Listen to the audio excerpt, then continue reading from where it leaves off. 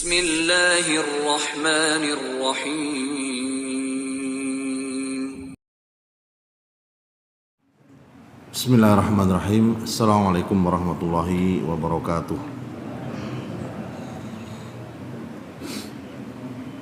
Alhamdulillah. Alhamdulillahi haqqa hamdih.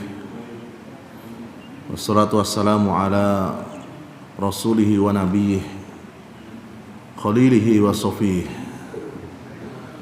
Asyhadu an la ilaha illallah wahdahu la syarikalah wa asyhadu anna Muhammadan abduhu wa rasuluhu wa la nabiyya ba'dah.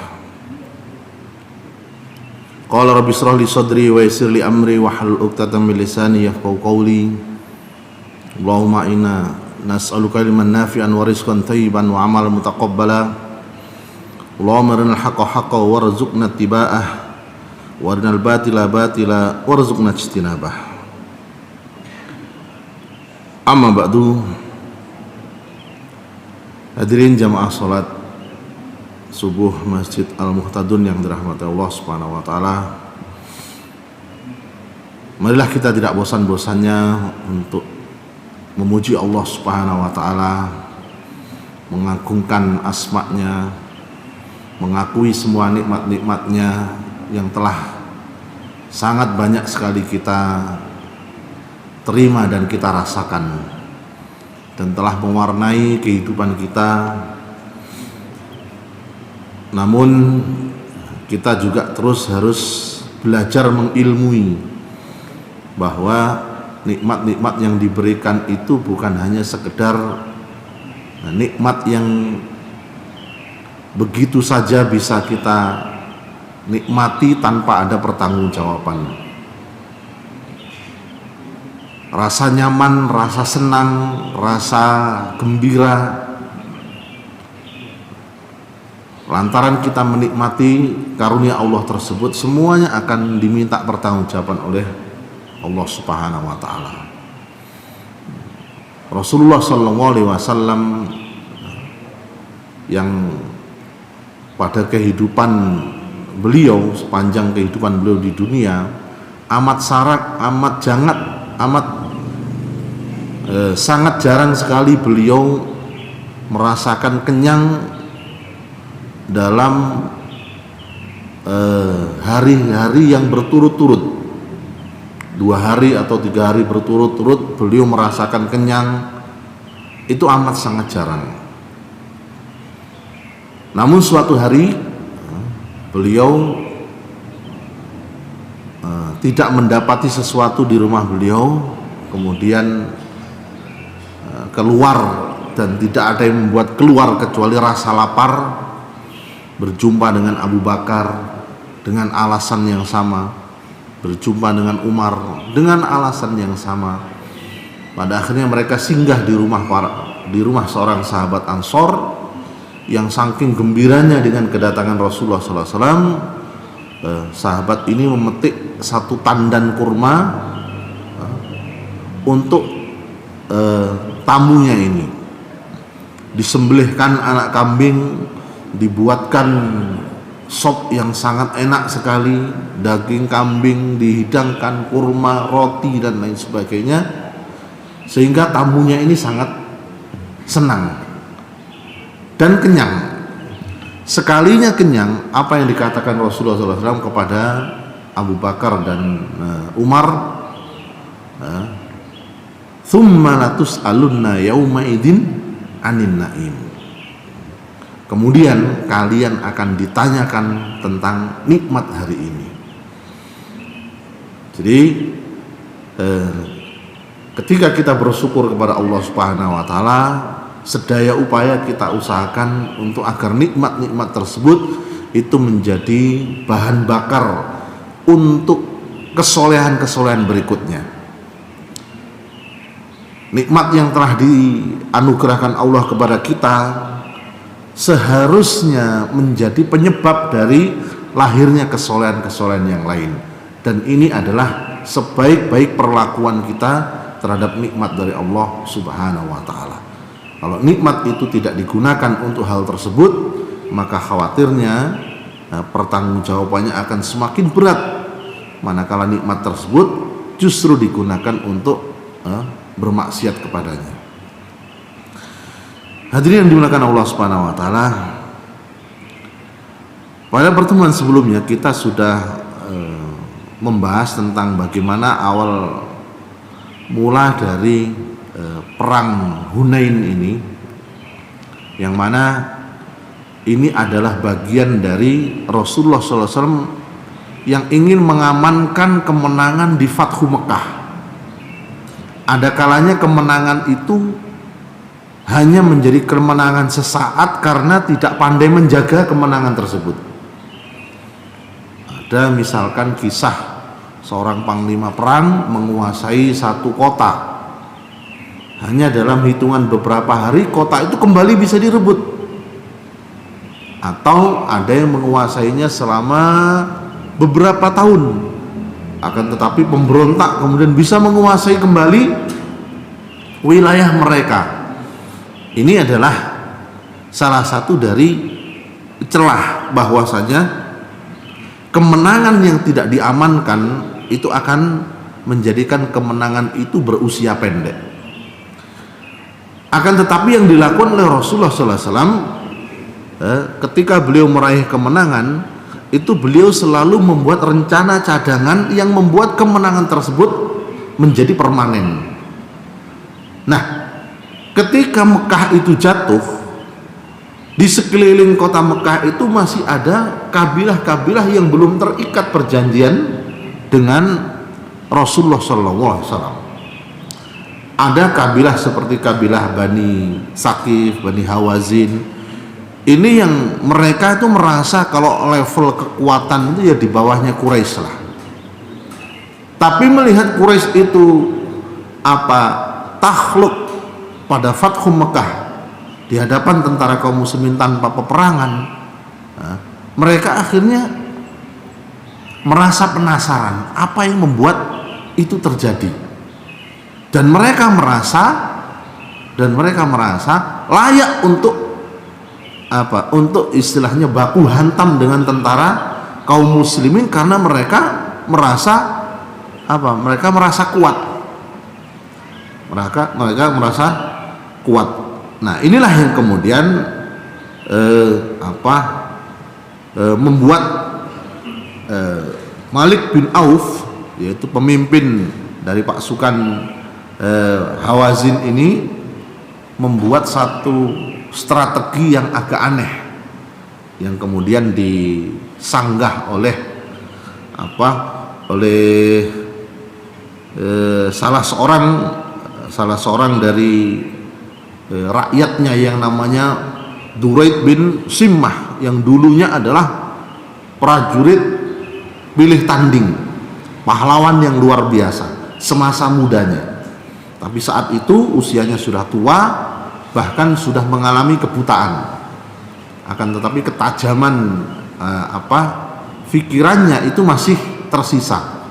Dia heran kenapa orang-orang tua diajak, anak-anak diajak, kemudian kambing-kambing, unta-unta, dia dengar suaranya bersamaan dengan mobilisasi massa tersebut. Ternyata strategi dari Malik bin Auf ini membawa semua kekayaan rakyatnya untuk memompa semangatnya. Jadi kira-kira yang hendak diinginkan oleh Malik bin Auf adalah kalian sekarang itu mempertahankan suku kalian, keluarga kalian, dan harta kalian. Kalau kalian kalah, habis semuanya ini. Ini dimaksudkan untuk memompa semangat. Tapi oleh Duraid bin Simmah ini dinilai sebagai siasat konyol. Siasat konyol. Kata Duraid ini, demi Allah, ini sama seperti menggembalakan domba saja. Perang bawa binatang ternak, perang membawa anak, membawa istri, ini sama saja menggembala domba. Padahal yang dihadapi ini adalah tentara kaum muslimin yang sudah dikenal sangat luar biasa. Apa siasat ini bisa menolong orang yang kalah perang? Jika engkau memenangkan perang, maka tidak ada gunanya Kalau misalkan perang ini dimenangkan oleh mereka, pasti yang kontribusi itu adalah kaum laki-lakinya. Gak ada kontribusi dari kaum wanita, anak-anak. Ya. Namun jika engkau kalah, ya, maka dengan sendirinya engkau mencemarkan keluargamu dan hartamu. Kalau engkau kalah, yang hilang itu bukan cuma nyawamu, keluargamu, hartamu juga hilang. Namun ternyata Malik bin Auf kekeh dengan keputusannya, dan ini diamini oleh bawahan-bawahannya, maka mereka tetap membawa serta harta mereka, keluarga mereka dalam kancah peperangan. Sedangkan kaum muslimin hadirin yang dirahmati Allah Subhanahu wa taala, pada hari Sabtu 6 Syawal 8 Hijriah, jadi masih hitungan minggu ya, Rasulullah SAW memasuki kota Mekah itu di pertengahan bulan Ramadan. Nah, ini di awal bulan Syawal beliau sudah memulai lagi mengamankan kemenangan Fathu Mekah ini dengan mendatangi suku Hawazin. Beliau dan para sahabat meninggalkan Mekah, yang mana pada hari itu merupakan, ya kalau dihitung kira-kira hari ke-9 semenjak beliau memasuki kota Mekah. Kemudian beliau datang dari Madinah itu membawa 10.000 pasukan. Ya. Kalau pada pertemuan terakhir di perang Ahzab, 10.000 itu adalah jumlah pasukan konfederasi, gabungan antara tentara kafir Quraisy digabung dengan suku Ghatafan dan suku-suku yang lainnya. Sementara kaum muslimin yang bertahan di kota Madinah itu jumlahnya hanya 3.000. Nah, ketika Fathu Mekah, jumlah kaum muslimin meningkat drastis, jumlah mereka 10.000. Sesudah kota Mekah takluk, ada tambahan 2.000 pasukan dari orang-orang kafir Quraisy yang kemudian memeluk agama Islam. Mereka inilah yang para ahli sejarah itu menyebutnya sebagai kaum Tulaqo, menyandarkan kepada perkataan Nabi SAW, idhabu fa'antumut tulaqo. Ketika Nabi mengumpulkan mereka, Nabi SAW mengatakan, kira-kira apa yang akan aku lakukan kepada kalian wahai penduduk Mekah?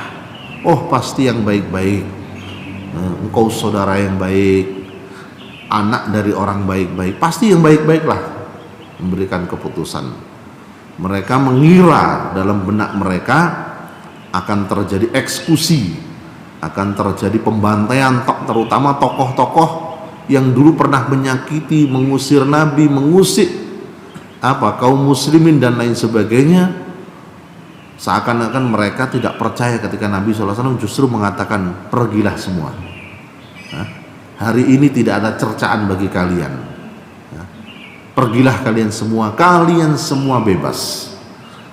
Fa'antumut tulaqo. Nah, kaum tulaqo ini adalah kaum yang baru beberapa hari masuk Islam, atau hitungannya ya baru 9 hari kalau memang hari pertama itu mereka, hari Fathu Mekah pertama itu mereka sudah menyatakan masuk Islam. Ini kemudian masuk dalam tentara kaum muslimin. Ini juga yang menjadi problem ketika jihad itu dilakukan oleh orang-orang yang secara ilmu dan keimanan itu belum mumpuni. Apa yang terjadi? Yang terjadi adalah ketika Nabi SAW mengajak para pasukan yang berjumlah 12.000 itu dalam satu perjalanan, beliau melewati satu tempat yang oleh orang-orang Quraisy itu dulu dikeramatkan. Ada satu pohon yang mereka menyebutnya Zatu Anwat. Nah, orang-orang kafir Quraisy itu biasanya menambatkan pedang-pedang mereka di pohon tersebut dengan harapan menjadi hebat, dengan harapan menjadi, ya kalau bahasa kita itu lebih sakti di medan perang. Nah, itu apa? Itu mereka lakukan.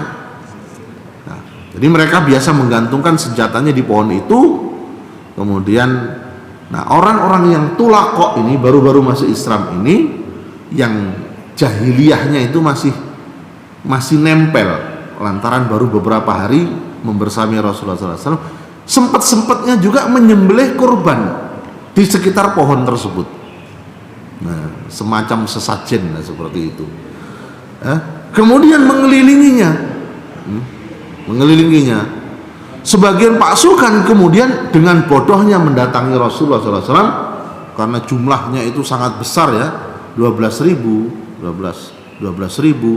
itu nggak semuanya termonitor, tapi karena jumlahnya besar mereka melewati wilayah Dzatu Anwat tersebut, maka beberapa orang bodoh ini melakukan ritual di situ. Ada yang tawaf, ada yang naruh senjatanya, persis seperti masa jahiliyah mereka. Dan ada yang bodoh kemudian menghadap kepada Rasulullah SAW mengatakan, ya Rasulullah, ij'al lana dzata anwat kama lahum dzatu anwat. Mereka mandang, oh itu syirik itu, oh itu apa, itu khurafat itu. Mereka mendatangi Rasulullah SAW seakan-akan minta yang islami. Ya Rasulullah, bikinkan untuk kami dzatu anwat sebagaimana mereka dulu itu punya dzatu anwat.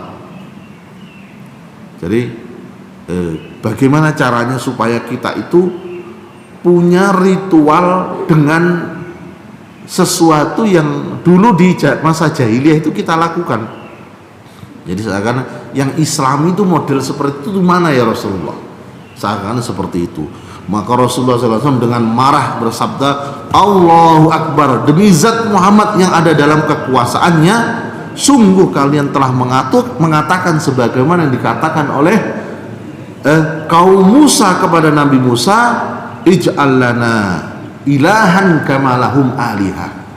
Hai Musa, jadikanlah satu Tuhan saja sebagaimana mereka memiliki Tuhan-Tuhan.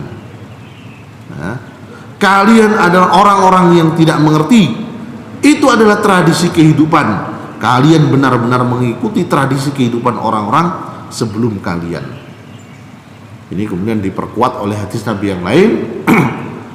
La tattabi'anna sunana man kana qablakum.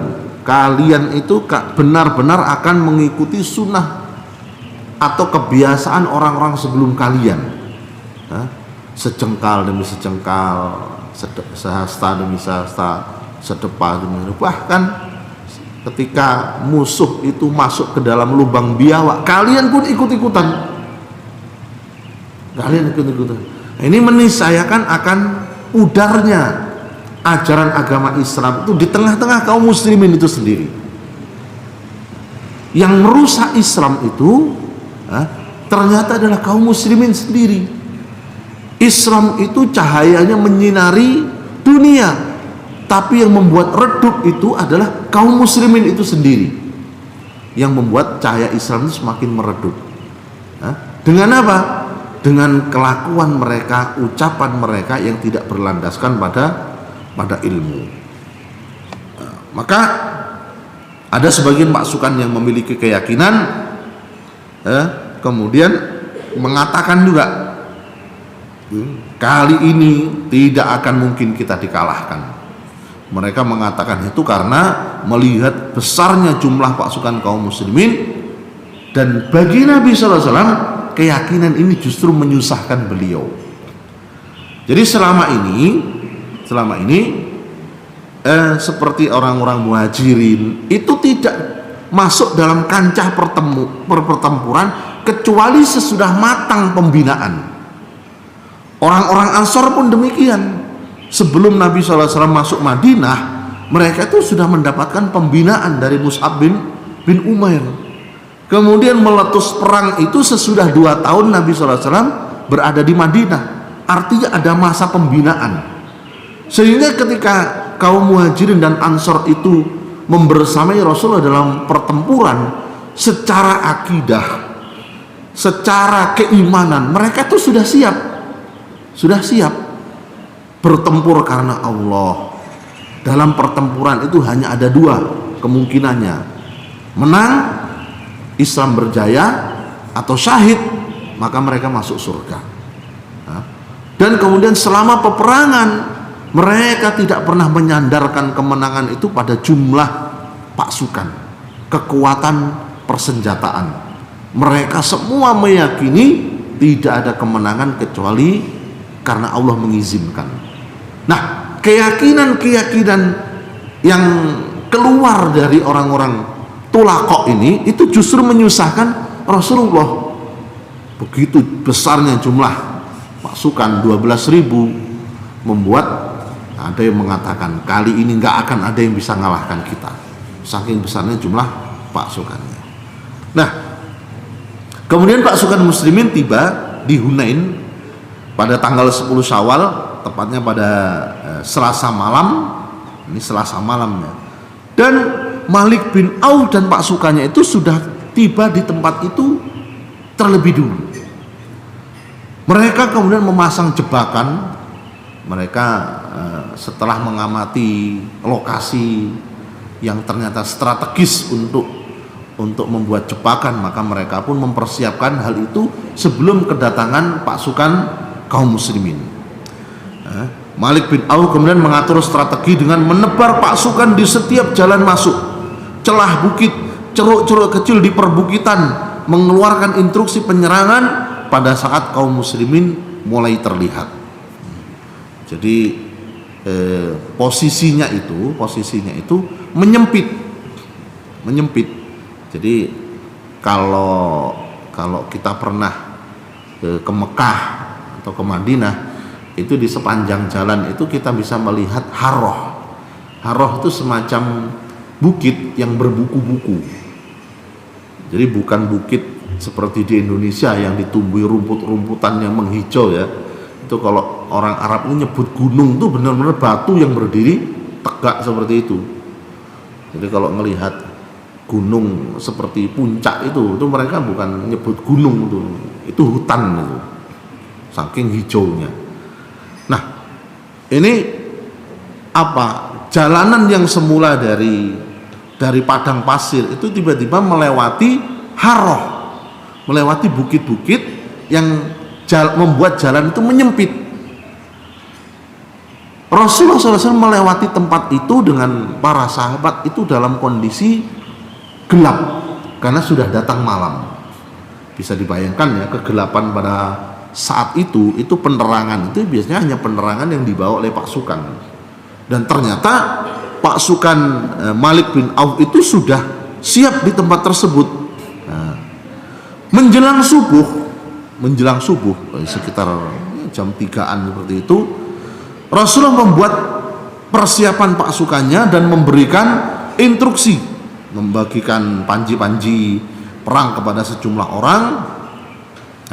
Dan pada waktu subuh itu juga masih gelap. Saat mereka tiba di lembah Hunain itu, mereka sudah waspada karena sudah dibagi-bagi, tapi nggak tahu kalau akan ada serangan dadakan. Mereka sama sekali tidak menyadari keberadaan musuh yang bersembunyi di celah-celah bukit. Saat menyusuri lembah, tiba-tiba mereka dihujani panah dari berbagai macam arah. Mereka sudah siaganya, tapi siaga akan menjumpai musuh dalam radius beberapa kilo. Mereka nggak nyangka kalau musuh itu sudah ada di sekeliling mereka. Serangan yang dilakukan oleh musuh secara serentak dan mendadak ini membuat pasukan kaum muslimin kocar-kacir, membuat kacau balau 12.000 pasukan ini karena mereka sama sekali tidak menyadari dan belum bersiap secara penuh untuk menghadapi serangan dadakan ini. Maka saking kocar-kacirnya mereka tidak mempedulikan instruksi dari panglima. Bahkan mereka pun tidak peduli lagi dengan kondisi Rasulullah SAW. Ini merupakan kekalahan. Ini disebut kekalahan, tapi belum menjadi kekalahan yang nyata. Menjadi teguran dari Allah Subhanahu wa taala bahwa ketika seseorang itu merasa layak menang, layak berjaya karena usahanya, kekuatannya, karena ilmunya, itu akan terjungkal, mengalami kehinaan. Itu pernah dilakukan oleh Qarun. Innama utitu ala ilmin indi. Jangan salah, aku mendapatkan ini semua karena ilmu yang aku miliki. Karena kaya raya, usahanya selalu sukses. Qarun mengatakan ini tidak ada sangkut pautnya dengan Allah dan lainnya. Ini semua aku dapatkan karena usahaku, karena ilmuku. Maka Qarun pun dibenamkan di dalam bumi dengan seluruh hartanya. Nah, ketika mengatakan bahwa kita pasti menang dengan jumlah sebesar ini, itu juga dalam akidah itu masuk kesyirikan, ada riya di situ. Dan inilah yang ditegur oleh Allah Subhanahu wa taala, karena Allah tidak akan memberikan kemenangan, kemuliaan kepada orang-orang yang secara tauhid itu masih ternoda. Nah, keadaan ini benar-benar tidak terduga hingga Abu Sufyan yang belum lama masuk Islam itu kemudian berkomentar melihat pasukan yang kocar kacir ini, mereka tidak akan berhenti lari sampai tiba di Laut Merah. Jadi maksudnya ini pasukan Islam ini sebelumnya itu Abu Sufyan itu sangat takjub ya, tapi melihat serangan yang mendadak itu kocar kacir dan lain sebagainya, dia seakan-akan mencibir. Ini mereka akan kocar kacir bahkan sampai ke Laut Merah. Nah, namun ini berbeda dengan beberapa sahabat utama. Mereka begitu mendapati kondisi semacam itu, yang mereka lakukan itu langsung merapat kepada Rasulullah SAW. Mereka langsung membuat barikade untuk melindungi Rasulullah SAW. Maka Rasulullah pun berseru, kemarilah saudara-saudaraku, aku adalah Rasulullah, aku adalah Muhammad bin Abdullah. Rasulullah dengan sengaja berteriak dengan suara keras untuk mereka itu tersadar kalau mereka itu sedang bersama dengan Rasulullah, dan melindungi Rasulullah SAW adalah satu kewajiban.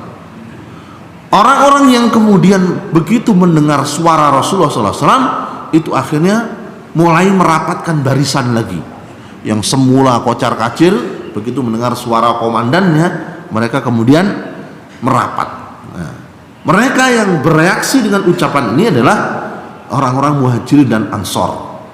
Dan menurut Ibnu Ishaq, ini penulis sirah generasi awal ya, yang merapat itu sekitar 9 orang ya. Begitu chaos kemudian mendengar suara Rasulullah SAW, mereka segera sadar kalau ada Rasulullah yang perlu dilindungi. Nah, 9 orang itu kemudian merapat. Kemudian Ibnu Mas'ud mengatakan, aku bersama dengan Rasulullah SAW pada waktu perang Hunain. Orang-orang meninggalkan beliau sehingga yang tersisa bersama dengan beliau ada 8 orang dari Muhajirin dan Ansor. Kami tetap di posisi kami dan kami tidak membuat mereka mundur dari medan perang. Jadi orang-orang yang jumlahnya 8 atau 9 ini langsung menjadi barikade untuk melindungi Rasulullah SAW.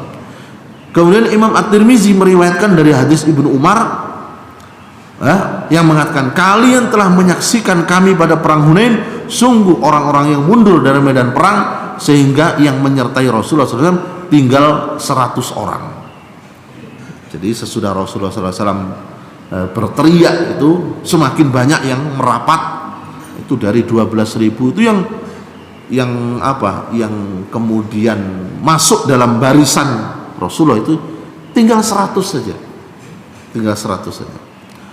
Nah, Ketika itulah terlihat keberanian Rasulullah SAW yang tiada bandingnya. Beliau terus mengarahkan kendaraannya ke tempat orang-orang kafir. Nabi SAW itu bukannya mundur bersama dengan pasukannya, yang beliau lakukan justru menyeruak masuk ke dalam barisan musuh, kemudian Rasulullah SAW berdoa, ya Allah, turunkanlah pertolonganmu. Jadi seakan-akan yang semula itu adalah dampak dan efek dari kesombongan karena jumlah yang besar, kemudian Rasulullah menganulir dan menetralisir itu dengan doa beliau, ya Allah, turunkanlah pertolonganmu ya Allah. Rasulullah kemudian memerintahkan pamannya yaitu Abbas, yang dikenal suaranya itu lantang itu, untuk memanggil pasukan yang mundur, yang bercerai-berai. Abbas dengan segera mundur menuju pasukan yang sedang tercerai-berai, mundur ke belakang. Kemudian Abbas ini berteriak, mana orang-orang yang berbaiat di bawah pohon? Mengacu kepada peristiwa Bai'atur Ridwan. Bai'atur Ridwan itu pemicu dari perjanjian Hudaybiyah. Mereka berbaiat kepada Allah dan Rasulnya bahwa mereka akan membela kematian Utsman dengan nyawa mereka. Mereka bersedia. Mereka kan orang-orang yang niatnya umroh, nggak bawa persenjataan yang cukup, tapi karena ada desas-desus Utsman itu dibunuh, dengan peralatan seadanya, mereka sudah mengatakan kami siap mati demi membela kehormatan Utsman. Itu jumlahnya sekitar 10 ribuan itu, yang pada akhirnya setelah mendengar teriakan dari Abbas itu, mereka ingat kalau mereka pernah berbaiat, dan Allah sudah menurunkan ayat yang menyatakan keridhaan dan mengampuni siapapun yang ikut berbaiat di bawah pohon tersebut, yaitu Bai'atul Ridwan. Dengan segera mereka menyahut, kami datang. Akhirnya mereka pun merapat kembali ke barisan Rasulullah SAW. Kemudian Abbas melanjutkan kisahnya. Seorang lelaki berusaha menderumkan untanya tetapi tidak bisa. Akhirnya ia hanya bisa mengambil baju besinya dan memakainya, lalu meraih pedang berikut perisainya, sedangkan untanya dibiarkan begitu saja. Setelah terkumpul 100-an orang bersama beliau, mereka bergerak menuju musuh dan mulai bertempur. Jadi begitu mendengar suara Abbas itu, ada orang yang ingin merapat tapi ontanya nggak mau. Akhirnya turun dari ontanya ditinggal, maka dia dengan berjalan kaki merapat ke Rasulullah Sallallahu Alaihi Wasallam. Kemudian Abbas memanggil, wahai saudara-saudaraku Ansor, saudara-saudara Ansor, dengan teriakan yang sangat kuat.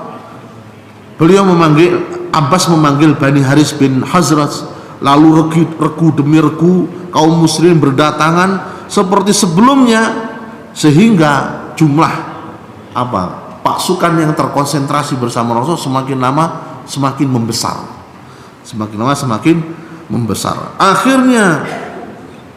Akhirnya karena Rasulullah tidak berlama-lama di celah bukit tersebut, langsung menyeruak maju, maka musuh mau tidak mau harus menyambut dengan pasukan darat juga.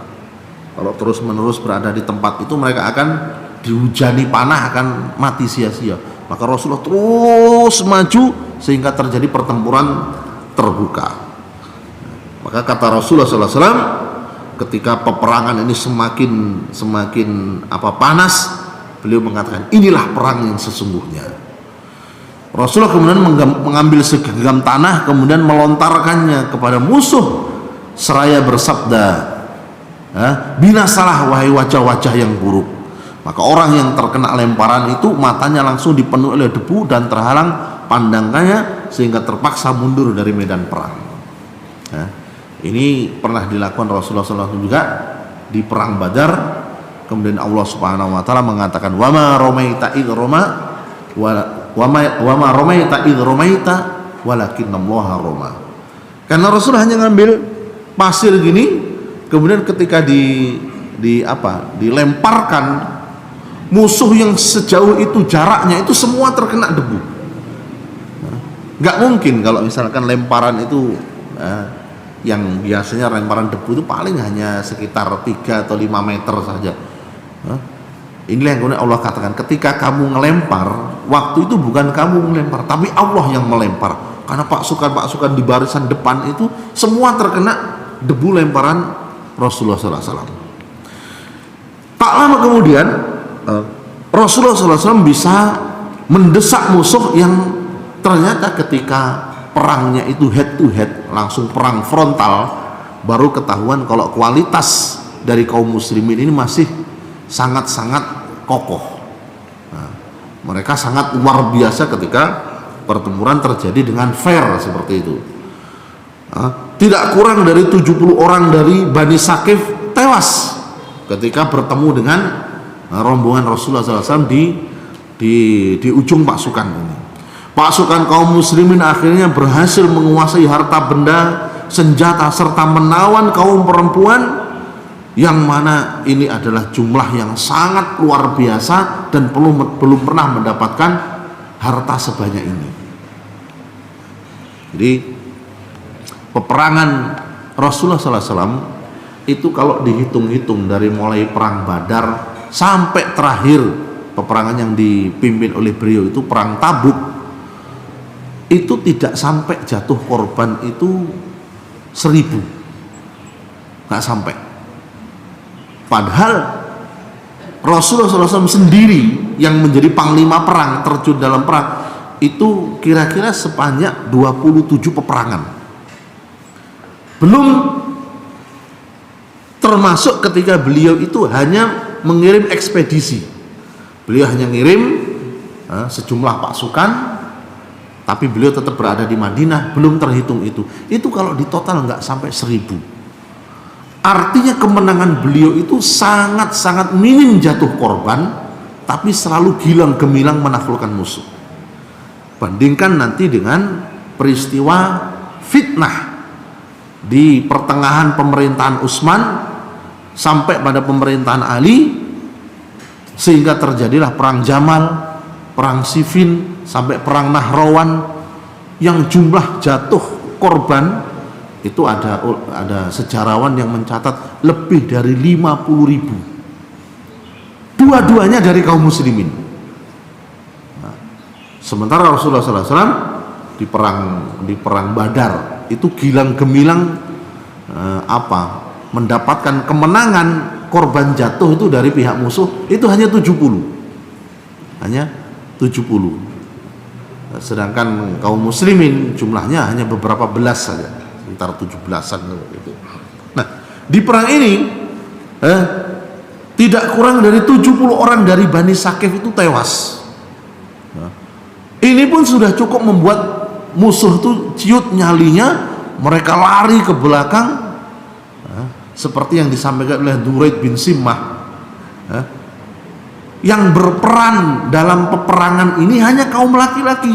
Ketika kaum laki-lakinya terdesak, mereka akan berpikir untuk menyelamatkan diri, bukan menyelamatkan yang lain. Dan benar, akhirnya yang ditinggal oleh mereka waktu itu harta benda yang mereka bawa, hewan ternaknya, termasuk keluarganya. Barangkali ya wanita dan anak-anak itu tidak terjun di medan peperangan. Mereka ada jarak tertentu dari kancah peperangan, tapi ketika pasukan yang ada di garda terdepan ini terdesak, dikejar, apa mereka akan membuat barikade melindungi anak dan istri? Enggak, mereka menjauh menyelamatkan diri. Ketika itulah pasukan kaum muslimin kemudian bisa menguasai perkemahan wanita dan anak-anak, termasuk harta benda yang sangat banyak sekali. Kondisi ini digambarkan oleh Al-Quran, wa yawma Hunain id a'jabatkum kathratukum falam tughni ankum syai'an. Dan ingatlah saat perang Hunain, yaitu di waktu itu kamu merasa congkak karena banyaknya jumlahmu. Wa dhaqat 'alaikumul ardu bima rahubat tsumma wallaitum mudbirin. Maka jumlah yang banyak itu tidak memberikan manfaat sedikit pun kepadamu, dan saat itu bumi terasa sempit olehmu, maka kalian pun lari ke belakang. Ini mengacu di awal-awal peperangan. Allah Subhanahu wa taala mencela orang-orang yang mensekutukan Allah karena riya dengan jumlah yang sangat banyak. Kemudian setelah Nabi SAW berdoa, Allah turunkan pertolongannya. Tsumma anzalallahu sakinatahu ala rasulihi wa alal mu'minin. Kemudian Allah Subhanahu wa taala menurunkan ketenangan kepada rasulnya dan orang-orang yang beriman.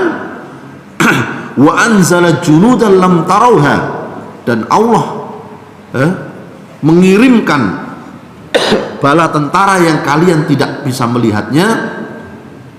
Wa adzabal ladzina kafaru, dan Allah menimpakan bencana kepada orang-orang kafir. Wa dzalika jazaa'ul kafirin, maka yang demikian itu adalah balasan bagi orang-orang yang kafir. At-Taubah ayat 25 sampai 26. Hadirin yang dimuliakan Allah Subhanahu wa taala. Jadi Allah Subhanahu wa taala akan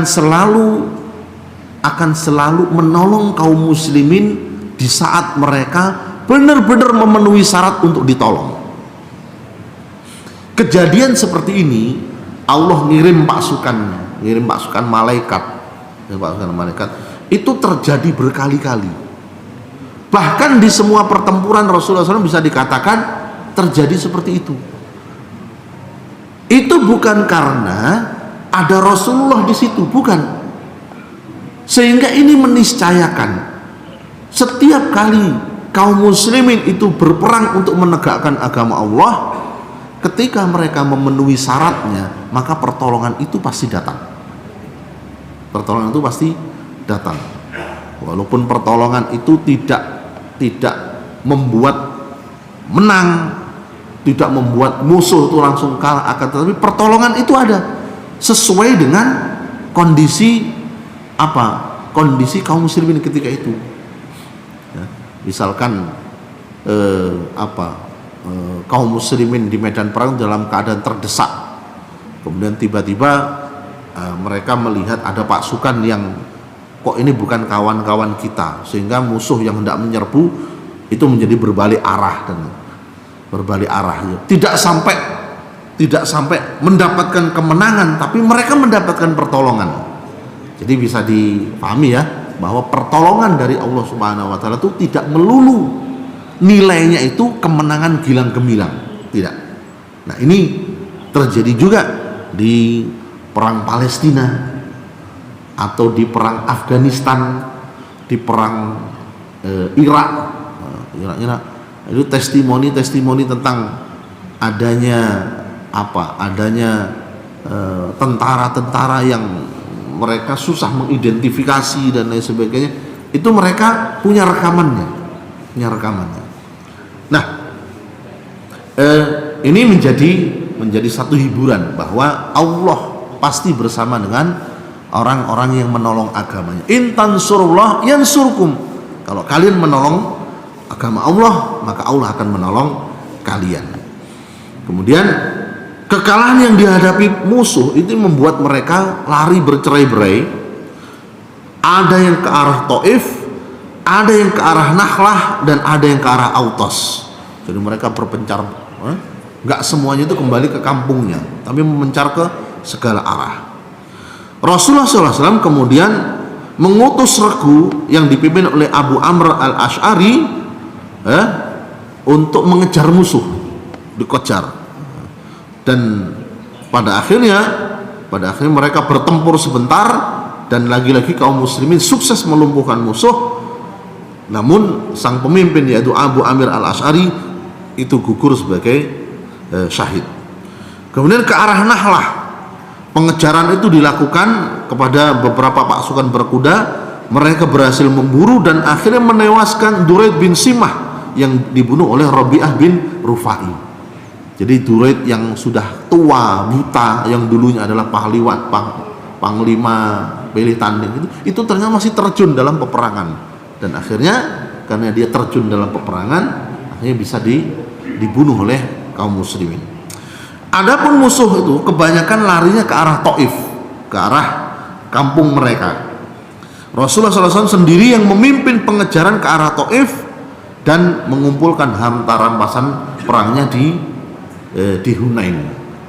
Nah, harta rampasan yang diperoleh kaum muslimin, ada riwayat yang menyebutkan sekitar 6.000 tawanan,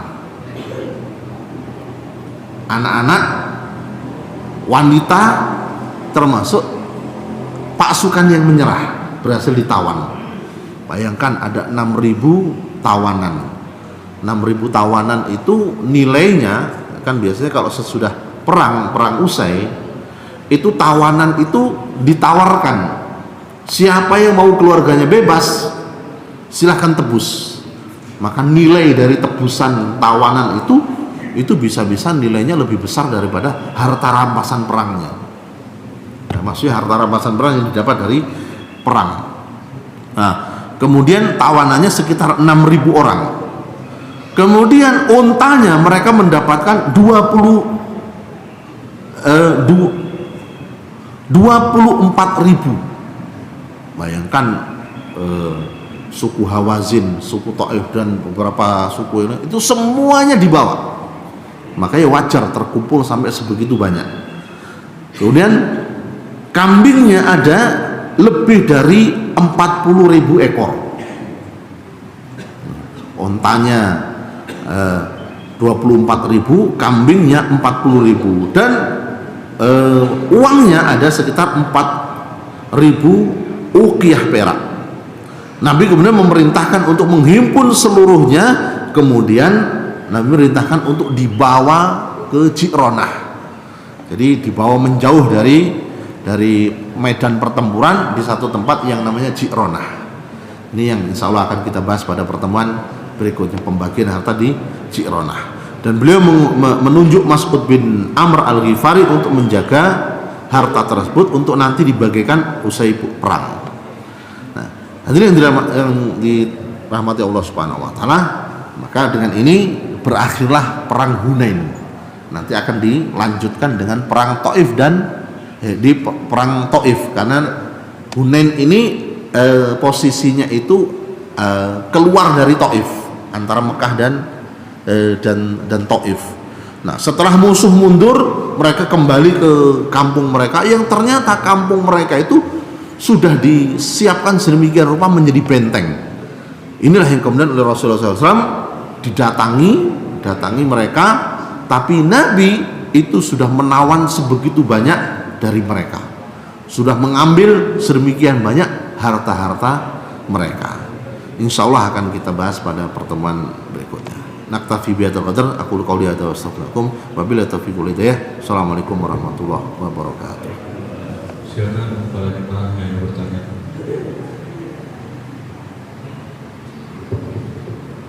Ustaz izin bertanya.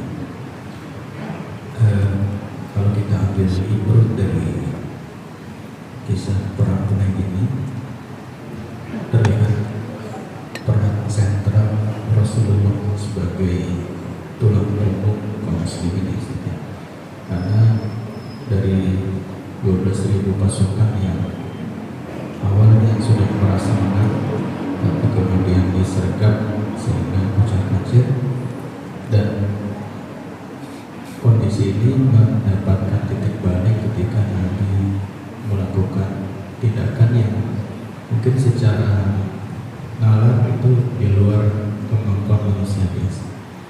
Apa kira-kira hikmah yang bisa kita ambil dari tindakan seperti ini? Terima kasih.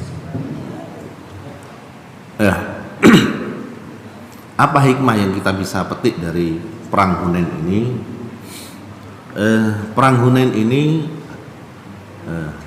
sebenarnya hanya sedikit menggambarkan tentang gaya kepemimpinan Rasulullah SAW, bahwa beliau ini sangat sering sebenarnya terjun dalam kancah peperangan, langsung memimpin, langsung terlibat.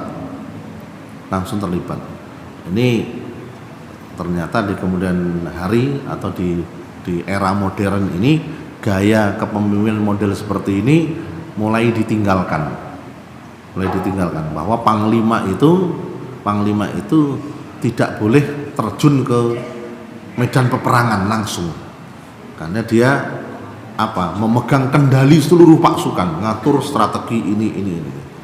Terkadang Nabi berposisi seperti itu, ngatur ini. Tapi terkadang beliau langsung di garda depan. Nah, posisi di perang Hunain ini itu kaum muslimin itu belum bersiap. Nabi SAW itu belum menginstruksikan formasi pasukan seperti apa, tiba-tiba terjadi serangan seperti itu. Dan yang dilakukan oleh Nabi SAW ya menjaga moralitas pasukan agar selalu bisa solid. Ini juga yang sebenarnya terjadi di perang Uhud.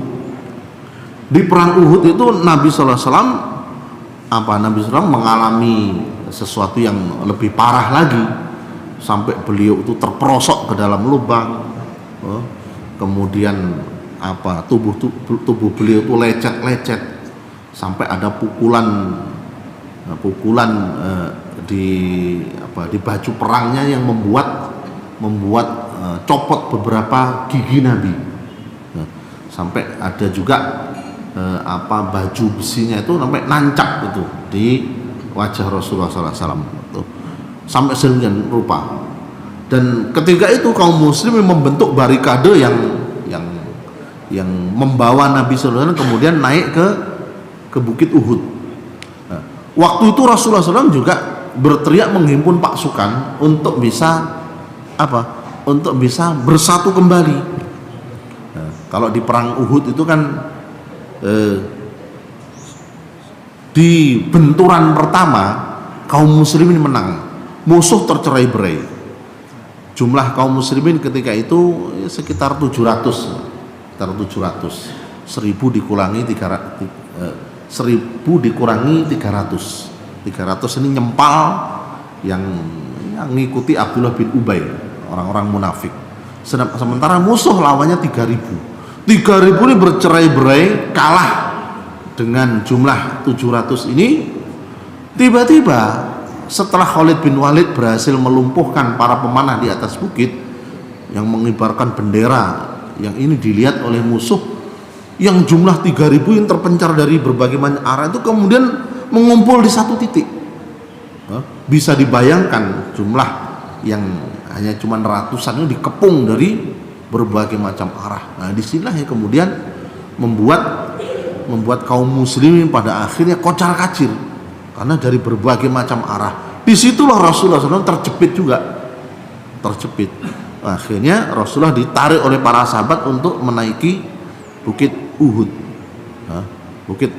Setelah itu Rasulullah SAW dengan susah payah berhasil mengkonsolidasikan pasukan, ya akhirnya melakukan pengejaran musuh. Jadi mereka menganggap perang ini belum selesai, mereka bersiap lagi mendatangi musuh. Mereka mengira musuh itu mundur itu untuk membuat camp, tapi ternyata musuh itu mundur untuk mengamankan klaim kemenangan. Padahal perang Uhud itu belum selesai sebenarnya.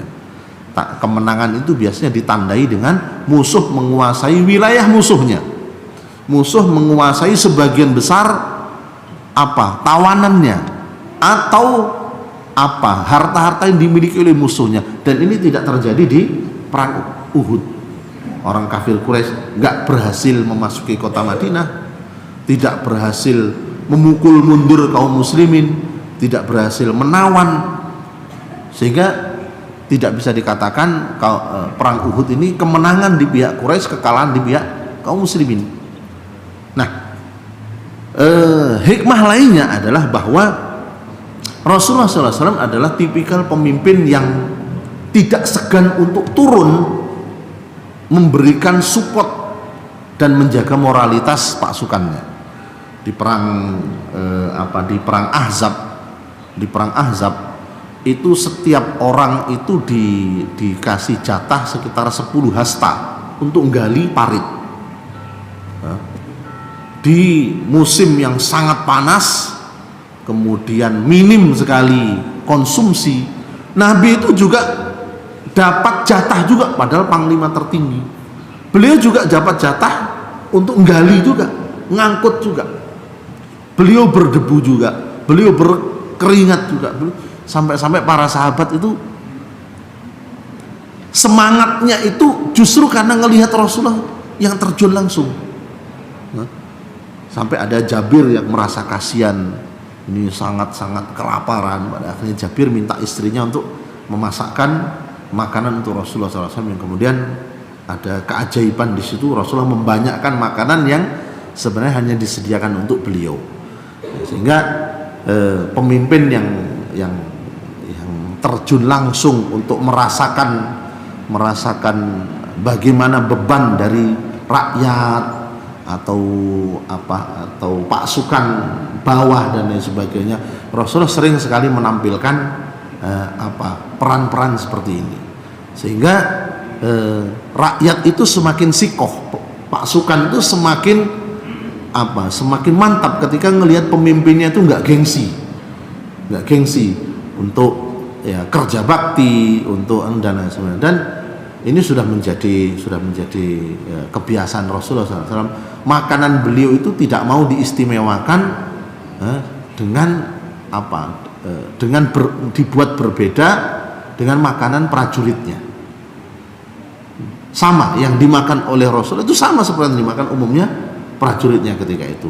Dan inilah yang kemudian diikuti oleh Umar. Umar suatu hari itu datang ke satu wilayah provinsi yang dipimpin, kemudian disuguhi oleh gubernurnya makanan yang lezat. Kemudian ya biasalah, ada presidennya berkunjung ke daerah, itu disuguhi makanan yang mewah, lezat. Apa kata Umar? Apakah semua rakyat ini makannya kayak gini? Oh enggak, Khalifah. Ini hanya makan orang-orang elit saja. Ini khusus untuk para pejabat saja. Umar nggak mau makan, kembalikan.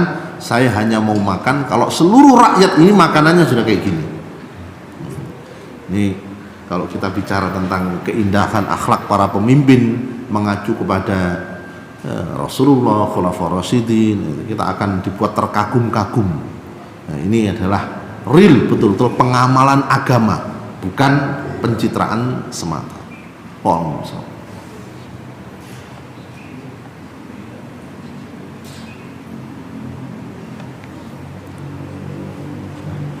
Baik, hadirin dimuliakan Allah Subhanahu wa taala, mari kita akhiri kajian kita pada pagi hari ini dengan baca doa kafaratul majelis. Subhanakallah wa bihamdika asyhadu an la ilaha illa anta astaghfiruka wa atubu ilaik. Wabillahi taufiq wal hidayah. Assalamualaikum warahmatullahi wabarakatuh.